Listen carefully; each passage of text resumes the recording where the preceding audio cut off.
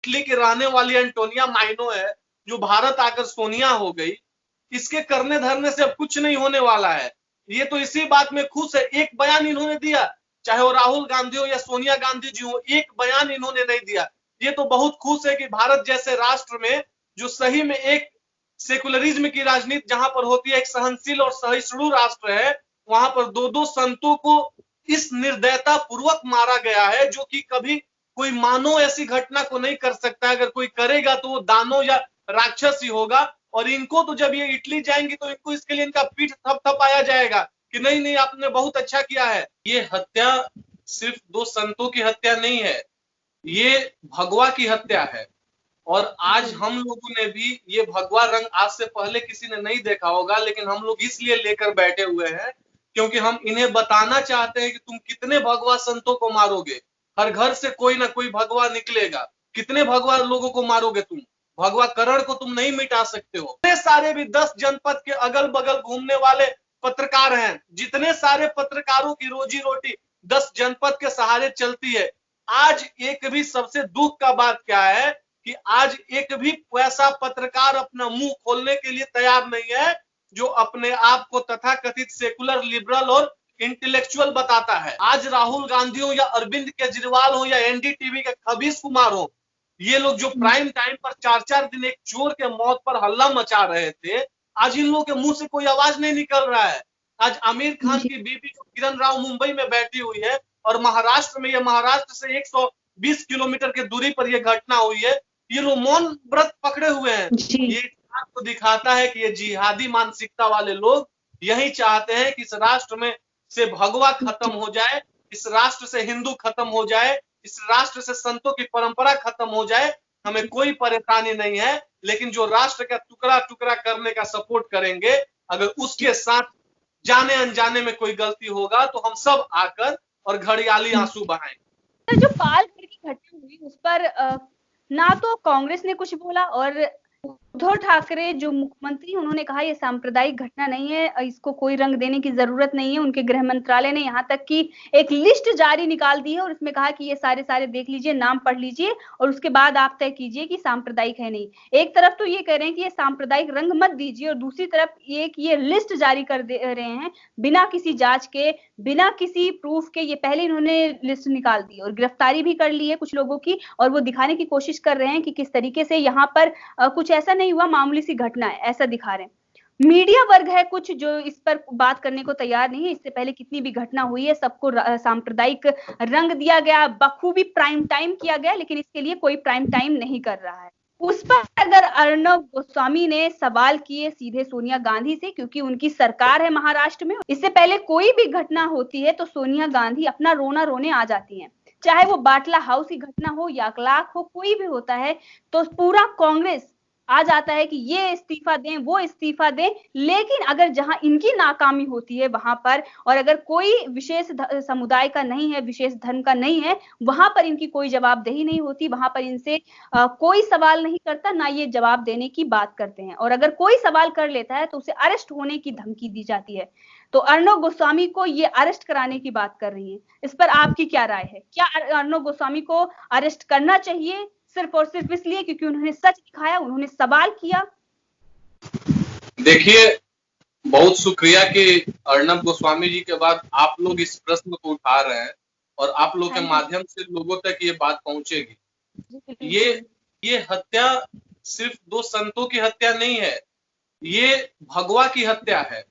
और आज हम लोगों ने भी ये भगवा रंग आज से पहले किसी ने नहीं देखा होगा, लेकिन हम लोग इसलिए लेकर बैठे हुए हैं क्योंकि हम इन्हें बताना चाहते हैं कि तुम कितने भगवा संतों को मारोगे। हर घर से कोई ना कोई भगवा निकलेगा। कितने भगवा लोगों को मारोगे तुम? भगवा करण को तुम नहीं मिटा सकते हो। और उससे भी तकलीफ किस बात की है कि महाराष्ट्र के पालघर में जो ये घटना हुआ, वो एनसीपी, शिवसेना और सीपीआई सीपीएम का गढ़ माना जाता है। और आपको मैं बताना चाहूंगा कि ये वही उद्धव ठाकरे हैं जिनके पिता श्री बाला साहब ठाकरे भगवा करण की राजनीति करके ही, हिंदुत्व की राजनीति करके ही भारत में अपना एक पहचान और मुकाम बनाए थे। और महाराष्ट्र संत एकनाथ की धरती रही है, संत ज्ञानेश्वर की धरती रही है, छत्रपति शिवाजी की धरती रही है। जो ऋषि मुनिषियों की धरती रही हो, वहां पर कभी इन दोनों संतों ने, चाहे वो महाराज कल्पगिरी जी हो या सुशील गिरी जी हो, इन्होंने कभी सोचा भी नहीं था कि उनके साथ ऐसी घटना घटेगी।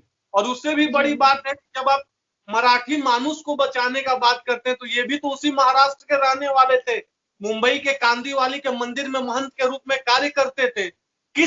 और देखिए सबसे बड़ी विडंबना क्या है, अपने सरकार के चूक को ये लोग सामने नहीं लेकर आ रहे हैं, चाहे उद्धव ठाकरे जी हो या महाराष्ट्र के गृह मंत्री हो जो कि एनसीपी के ही हैं, अनिल देशमुख साहब। वो आकर सांप्रदायिकता पुनः मैं बताना चाहता हूं एक बात कि चाहे अर्णब गोस्वामी हो या जो चैनल भी जिसने हिम्मत करा सामने लाने के, जनता के सामने लाने का इस घटना को, बीते गुरुवार को यह घटना हुई थी, आज एक सप्ताह होने को किसी ने भी नहीं बोला है, किसी ने भी नहीं बोला कि सांप्रदायिकता का ये जहर है या किसी मुसलमान ने मारा है या कुछ किया है। अफसोस तो इस बात की है कि संत मरे हैं, लेकिन आपको तकलीफ इस बात की नहीं है कि संत मरे हैं, उससे ज्यादा आपको तकलीफ क्या है कि अपना एक छवि हम बचा कर रखें। आपको इस बात का तकलीफ नहीं है कि हमारे कानून की धज्जियां उड़ाकर इस लॉकडाउन में कैसे वहां पर 300 लोग पहुंचकर धारदार हथियार से हत्या करते हैं। आपको कष्ट इस बात की नहीं है कि एनसीपी का जिला पंचायत सदस्य या सीपीएम का पंचायत सदस्य वहां क्या कर रहा था। आपको तकलीफ इस बात का है कि अगर गिने चुने कुछ पत्रकार जो हैं, जो राष्ट्रवादिता का पत्रकारिता करते हैं, जो इस राष्ट्र को एक राष्ट्र के रूप में देखना चाहते हैं, उनके भी मुंह को हम कैसे बंद करा दें। और ये एंटोनिया माइनो, ये जो रोम इटली की रहने वाली एंटोनिया माइनो है, जो भारत आकर सोनिया हो गई, इसके करने धरने से अब कुछ नहीं होने वाला है। ये तो इसी बात में खुश है। एक बयान इन्होंने दिया, चाहे वो राहुल गांधी हो या सोनिया गांधी जी हो, एक बयान इन्होंने नहीं दिया। ये तो बहुत खुश है कि भारत जैसे राष्ट्र में, जो सही में एक सेकुलरिज्म की राजनीति जहां पर होती है, एक सहनशील और सहिष्णु राष्ट्र है, वहां पर दो संतों को इस निर्दयता पूर्वक मारा गया है, जो कि कभी कोई मानव ऐसी घटना को नहीं कर सकता। अगर कोई करेगा तो वो दानव या राक्षस ही होगा। और इनको तो जब ये इटली जाएंगी तो इनको इसके लिए इनका पीठ थपथपाया जाएगा कि नहीं नहीं आपने बहुत अच्छा किया है। आप जहां पर अपनी राजनीति चमकाने का कोशिश कर रही है, आपका सरकार आया हो या नहीं आया हो, लेकिन वहां पर कम से कम संतों का तो आप, मैं क्या बोलूं, निःशब्द हो जा रहा हूं। वहां पर जाकर आप सारे भी 10 जनपद के अगल बगल घूमने वाले पत्रकार हैं, जितने सारे पत्रकारों की रोजी रोटी 10 जनपद के सहारे चलती है। आज एक भी, सबसे दुख का बात क्या है कि आज एक भी ऐसा पत्रकार अपना मुंह खोलने के लिए तैयार नहीं है जो अपने आप को तथाकथित सेकुलर, लिबरल और इंटेलेक्चुअल बताता है। लेकिन इन्हें हम एक बात समझाना चाहते हैं कि इस राष्ट्र की जनता इतनी जागरूक हो चुकी है, और राष्ट्र की जनता से भी ज्यादा ये तब आपने किया है। ये एक तरह से आप किसी के पीठ में छुरा घोंपने का काम कर रहे हैं, जब पूरा राष्ट्र लॉकडाउन का समर्थन कर रहा है। क्या गलती था कल्पगिरी महाराज का? उन्होंने अपने गुरु को, जिन्होंने उनको दीक्षा दिया था, अगर वो समाधि ले लिए, वो यहां पर नहीं रहे, परलोक को चले गए और उनके अंतिम दर्शन के लिए जा रहे हैं। क्या कोई अंतिम दर्शन के लिए नहीं जा सकता अपने गुरु का? कहां ये लिखा हुआ है? अगर ऐसा कुछ है तो फिर इमरजेंसी क्या है? What is emergency? We would like to know from this intellectuals. आज चाहे एनडीटीवी हो या जेएनयू वाली स्वरा भास्कर हो या सहला रशीद हो या कन्हैया कुमार हो या भीम आर्मी का चंद्रशेखर हो, जो लोग संविधान बचाने की बात करते हैं, ऐसा सन्यासी, ऐसा साधु जो आपसे कभी कुछ नहीं मांगता है। और खास करके जब इन लोगों का मैं नाम ले रहा हूं तो मैं इसमें जरूर जोड़ना चाहूंगा कि ये नाथ संप्रदाय जूना अखाड़ा के सन्यासी थे। आज तक भारत के इतिहास में हमने खंडन किया, इस राष्ट्र ने खंडन किया। अगर आसाराम ने कुछ गलती किया तो, अगर रामपाल ने कोई गलती किया तो पूरे राष्ट्र ने एक सुर में उनका खंडन किया। लेकिन एक भी ऐसी घटना नहीं हुई है जहां पर जूना अखाड़ा या नागा साधुओं के खिलाफ कोई भी ऐसी घटना के वो लोग परिचायक रहे हो जहां पर बताया जाए कि ये लोग गलती करते हैं। ऐसे इंसान जो अपने परिवार को छोड़ देते हैं, सब कुछ त्याग देते हैं, इस राष्ट्र की सर्वसेवा के लिए दिन रात तपस्या में लगे रहते हैं, वो ज्यादा से ज्यादा क्या करते हैं? अगर आपके या मेरे यहाँ आएंगे तो 2 रोटी खा लेंगे और उसके बदले हमें आशीर्वाद देकर और कुछ अच्छा ज्ञान देकर, सनातन संस्कृति का कुछ ज्ञान देकर आगे चल जाएंगे। ये लोग रमता योगी बहता पानी के शाश्वत उदाहरण हैं। और ऐसे लोगों के साथ ये जो घटना हुई है, घटना पर पूरे राष्ट्र का नजर है और आने वाले समय में उद्धव ठाकरे को ये राष्ट्र बता देगा कि सर अभी आपने जो नाम लिए कुछ, चाहे सहला राशिद का या तमाम ऐसे, तो उनसे भी रिलेटेड है जो दिल्ली हिंसा। इससे पहले कहा गया कि दिल्ली हिंसा में कपिल मिश्रा का हाथ है, लेकिन जो जांच हो रही है, जो चीजें सामने आ रही हैं, उसमें कई बड़े खुलासे हो रहे हैं। उमर खालिद ने जो बयान दिया कि हम ट्रंप के आने के बाद दिखा देंगे उनको, जब 24 तारीख को ट्रंप यहां पर आएंगे तब हम उन्हें दिखाएंगे, हम एक हैं, आइए हम एक साथ, मायूस मत होइए, लड़िए। उन लोगों को उन्होंने घर से बाहर निकलने को कहा और हिंसा कराने के लिए वो जो पहले से उन्होंने साजिश रची, कहा और कामयाब भी रहे। और वहीं पर बड़ा खुलासा एक और हुआ है, देवबंद से लोग बुलाए गए थे। जो फैजल खान था, दो ऐसी इमारतें थी जो दिल्ली हिंसा को अपने हिसाब से फैला रही थी, एक तरीके से हेडक्वार्टर बना के रखा था, एक राजकीय पब्लिक स्कूल और दूसरा ताहिर हुसैन का घर। तो राजकीय स्कूल जो चला रहा था वो फैजल खान था। उसने कबूल किया जब जांच में उससे पूछताछ की गई कि देवबंद से लोग बुलाए गए थे। मतलब ये पहले से साजिश रची गई थी और एक प्री प्लानिंग करके दिल्ली हिंसा भड़काई गई और उसे अंजाम दिया गया।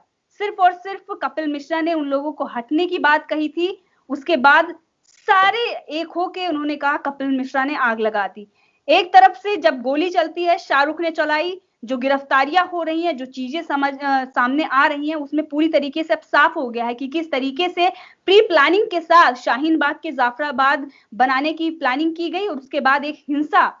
लेकिन वहां पर भी जिन्हें इन लोगों ने दिखाने की कोशिश की थी, उन्होंने भी करारा तमाचा इनके मुंह पर जड़ दिया था। लेकिन फिर भी जो होता है ना कि हम कामयाब हो या ना हो, कोशिश तो करेंगे। इन्होंने पूरी कोशिश की, भले ही कामयाब ना रहे, लेकिन लोगों की जान ले ली। कितने लोगों की जान चली गई, उसमें आईबी ऑफिसर भी शहीद हो गए ताहिर हुसैन के घर में। साथ ही इन्होंने वहां तबाही मचा दी, पूरी आग जनी कर रखी थी। पेट्रोल पंप से लेकर लोगों की कारें, घरों को जला डाला इन्होंने।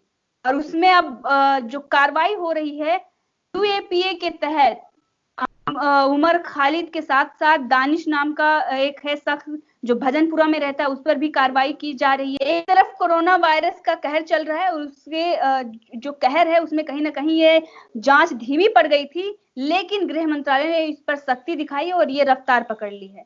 तो जो इनके नाम सामने आए हैं अब दिल्ली हिंसा में, उमर खालिद, और इन पर कार्रवाई की जा रही है यूएपीए के तहत, आप इस पर क्या कहेंगे? पूरे टुकड़े टुकड़े गैंग का नाम है इसमें। मैं एक बात बताना चाहूंगा इन लोगों के लिए, ये उमर खालिद कहां से फेमस हुआ?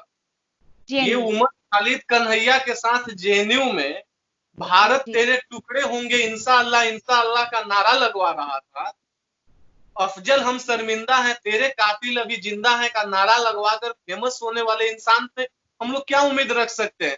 और इन्हें एक बात बताना चाहेंगे कि ये लोग जिसे तथाकथित कॉम्युनल कह रहे हैं, चाहे हम लोग हों या कपिल मिश्रा हो या कोई भी ऐसा इंसान हो जो इस राष्ट्र को एक सूत्र में लेकर चलना चाहता है, अरे हम लोग तो हमेशा एक ही बात को मानते हुए चले हैं कि पंथ है अनेक लेकिन धर्म एक राष्ट्र का, जाति है अनेक रक्त एक राष्ट्र का।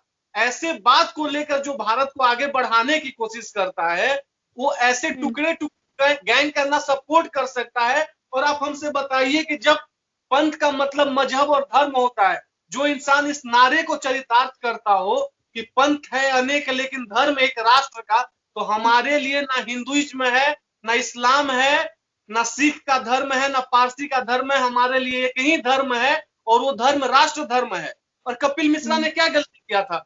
सुप्रीम कोर्ट ने बोला था कि आप किसी भी पब्लिक प्लेस पे आंदोलन नहीं कर सकते हो, धरना नहीं कर सकते हो, पब्लिक को नहीं परेशान कर सकते हो। जब 70 दिन से ज्यादा हो गए थे, 24 फरवरी का मैं बात कर रहा हूं, तो 21 या 22 फरवरी को कपिल मिश्रा सामने आकर बोलते हैं कि आप लोग 3 दिन के अंदर यहां से हट जाइए, वरना उनके कहने का मतलब था कि अहमदाबाद से आगरा, जो ट्रंप साहब आए थे अहमदाबाद के मोटेरा स्टेडियम में, अहमदाबाद के मोटेरा से आगरा ताज जाएंगे और ताज के बाद जब वो दिल्ली आएंगे तो दिल्ली से उनके जाने के बाद, क्योंकि पूरे दुनिया को पता है कि ट्रंप जहां जाते हैं उनकी सिक्योरिटी बहुत कड़ी रहती है, तो उसमें दिल्ली पुलिस के लोग लगे हुए थे। तो कपिल मिश्रा का यही बात कहना था कि उनके जाने के बाद अगर आप लोग नहीं हटेंगे तो पूरी दिल्ली पुलिस सुप्रीम कोर्ट के आदेशों को मानते हुए, पूरी दिल्ली पुलिस सुप्रीम कोर्ट के आदेशों को मानते हुए आपको अगर जरूरत पड़ा तो यहां से बलपूर्वक भी हटाएगी। अब उमर खालिद और ऐसे लोग जो पीएफआई के पैसे पर पलते बढ़ते हैं, इनके दिमाग में बस एक बात था कि यूएस वर्ल्ड की सबसे बड़ी शक्ति है, सुपर पावर है। जब इंडिया आया है तो और दुनिया में किसी से भी नहीं छुपा है कि नरेंद्र मोदी और डोनाल्ड ट्रंप का रिश्ता क्या है। तो उन्हें पता था कि जो भी बिजनेस समिट होंगे उसमें करोड़ों करोड़ डॉलर के घोषणा यहाँ पर डोनाल्ड ट्रंप के द्वारा किया जाएगा। लेकिन देखिए, ये लोग जिहादी मानसिकता के लोग जो इस राष्ट्र का टुकड़ा करना चाहते हैं, इन लोगों के दिमाग में ये था कि आज हम बेरोजगारी का रोना रो रहे हैं, कल डोनाल्ड ट्रंप आकर यहाँ पर करोड़ों करोड़ डॉलर देगा और उससे भारत में रोजगार विकसित होगा, तो फिर कहीं ना कहीं हम अपने मकसद में कामयाब नहीं होंगे। और मैं एक बात और बताना चाहूंगा कि ये सिर्फ उमर खालिद ही नहीं, आप उस बात को याद कीजिए जब दिल्ली के रामलीला मैदान से राहुल गांधी की बहन प्रियंका वाड्रा ने बोला था कि अब सड़क पर आइए और ये आर पार की लड़ाई है। तो इस जांच को और आगे बढ़ाकर, और 10 जनपद की इसमें क्या भूमिका है, लोधी स्टेट में रहने वाली प्रियंका वाड्रा का क्या भूमिका है, और इन लोगों का कैसा संबंध है उमर खालिद और टुकड़े टुकड़े गैंग के साथ, इस बात को सामने लाना चाहिए और देश और दुनिया को बताना चाहिए कि असली कल्प्रिट दिल्ली दंगा के कौन थे। और कपिल मिश्रा को क्यों पूछो, आप बताइए, कपिल मिश्रा के बारे में हमारे गृह मंत्री जी हो या रक्षा मंत्री जीवेंद्र राजनाथ सिंह जी एक बार प्रेस कॉन्फ्रेंस में आए थे और उसके बाद वो रजत शर्मा की आपकी अदालत में आए थे। उन्होंने सीधे बोला था रजत शर्मा जी से कि आप उस रिकॉर्डिंग को फिर सुनाइए जो कपिल मिश्रा ने संबोधित करते हुए बोला था। उन्होंने बोला इसमें क्या परेशानी है, अगर कोई बंदा, हमारे राष्ट्र में सबसे ऊपर अगर कोई चीज है तो न्यायपालिका है, न्यायपालिका को ये पूरा राष्ट्र मानता है, और न्यायपालिका के आदेश को मानने के लिए कोई जनप्रतिनिधि अगर जाकर बोले कि आप न्यायपालिका का बात मानिए और नहीं तो आप पर पुलिस कोई कार्रवाई कर सकती है, उसको आप किसी अलग वे में लेकर और आप उसको उस दंगे का दोषी ठहरा रहे हैं। और उस दंगे का दोषी चाहे वो फैजल खान हो या ताहिर हुसैन हो, जो असली उस दंगे का दोषी है, उसको क्लीन चिट और कोई नहीं देता है। तो सीलमपुर में दंगा भड़काने वाला आपका विधायक अमानतुल्लाह खान उन लोगों को क्लीन चिट देता है। आप कहां पर राष्ट्र को लेकर जाना चाह रहे हैं? इस राष्ट्र में कुछ ऐसे लोग हैं, चाहे जब इनका नाम ले रहे हैं तो स्वरा भास्कर का नाम खुद ब खुद मन में आ जाता है, क्योंकि आपने देखा होगा कि ये लोग ऐसे लोग हैं, जब अखलाक और पहलू, और अखलाक और पहलू का जब मैं नाम ले रहा हूं, या तबरेज झारखंड वाला, तो एक बात याद आना चाहिए कि वहां के लोगों ने क्या बताया था। उस समय कोई लॉकडाउन नहीं चल रहा था, लोग अगल बगल आने जाने के लिए तैयार थे, और उन्होंने बोला था कि तबरेज जो है, तबरेज झारखंड के एक घर में घुसकर चोरी करने का प्रयास कर रहा था और उसको चोर समझकर पीट पीट कर मारा गया था। मैं मानता हूं इस बात को कि इस राष्ट्र में सबसे उच्च शक्ति, सर्वोच्च शक्ति न्यायपालिका है, और हम लोग को न्यायपालिका का सम्मान करना चाहिए, हम लोग करते हैं। जो मॉब लिंचिंग हुई वो गलत थी, लेकिन साथ साथ ये लोग जवाब दे, जो तबरेज के लिंचिंग पर आंसू बहा रहे हैं, दादरी में जो हुआ था पहलू के साथ, मैं वही बता रहा था कि दादरी में पहलू के घर जाने वाले अरविंद केजरीवाल या तबरेज के लिए रोना रोने वाले पूरे देश में, ठीक है, कोई गलत बात नहीं है। अगर कहीं पर कोई परेशानी होती है, आप राष्ट्र के सामने उस बात को लाइए। और सही बात है, लिंचिंग किसी के साथ भी सही नहीं है, लेकिन आज राष्ट्र के संत मरे हैं। यह राष्ट्र ऋषियों और मुनीषियों का राष्ट्र रहा है। यह राष्ट्र शंकराचार्य के आदर्शों पर चलने वाला राष्ट्र है। यह राष्ट्र राम और कृष्ण को अपना सब कुछ मानकर आगे बढ़ने वाला राष्ट्र है। आज आपके मुंह में दही जम गया है। आज राहुल गांधी हो या अरविंद केजरीवाल हो या एनडीटीवी के खबीस कुमार हो, ये लोग जो प्राइम टाइम पर 4-4 दिन एक चोर के मौत पर हल्ला मचा रहे थे, आज इन लोगों के मुंह से कोई आवाज नहीं निकल रहा है। आज आमिर खान की बीबी जो किरण राव मुंबई में बैठी हुई है, और महाराष्ट्र में, ये महाराष्ट्र से 120 किलोमीटर की दूरी पर यह घटना हुई है, ये लोग मौन व्रत पकड़े हुए हैं। ये आपको दिखाता है कि ये जिहादी मानसिकता वाले लोग यही चाहते हैं कि इस राष्ट्र में से भगवा खत्म हो जाए, इस राष्ट्र से हिंदू खत्म हो जाए, इस राष्ट्र से संतों की परंपरा खत्म हो जाए। हमें कोई परेशानी नहीं है, लेकिन जो राष्ट्र का टुकड़ा टुकड़ा करने का सपोर्ट करेंगे, अगर उसके साथ जाने अनजाने में कोई गलती होगा तो हम सब आकर और घड़ियाली आंसू बहाएंगे। सर बहुत बहुत धन्यवाद आपका हमसे जुड़ने के लिए, और फिर मुलाकात होगी अन्य विषयों पर। Thank you ji. So much sir.